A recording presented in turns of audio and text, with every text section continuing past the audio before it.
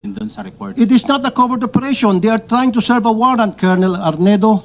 Sir, walang warrant tong pumunta sila doon, sir. Based doon sa... So wala silang warrant? Yes, sir. Na, Okay, bingo. Sa Nung last hearing, sabi niya walang warrant. Sinabi dito na merong warrant, na walang warrant.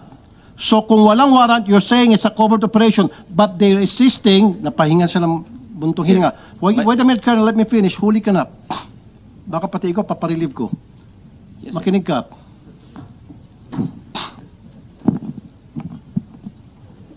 Sabi mo, walang warrant.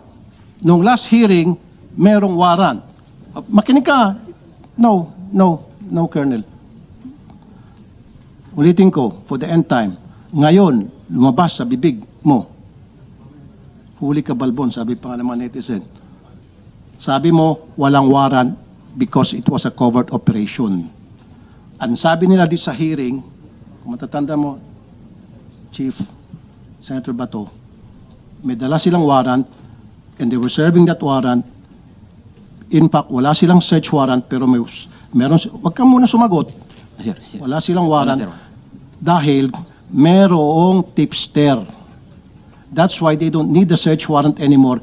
The warrant will surface because, andito pa nga dito si Attorney Bernardo, because at that time, merong witness or asset na nagsasabi nandyan sa loob ang kanilang hinahanap na suspect na isa-serve nila ng warrant.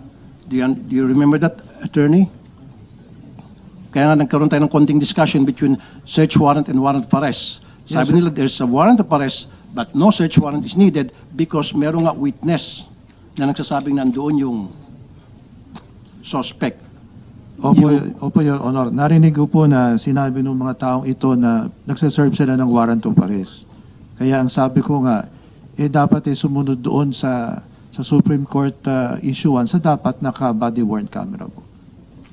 Narinig mo, Colonel Arnedo. Ngayon, galing sa bibig mo, walang warrant at covert operation. Hindi kayo tumutugma-tugma. Dito may kita, Mr. Chair, na napakasinungaling kasama na si PD, Chief of Police at itong tatlong alipores nila.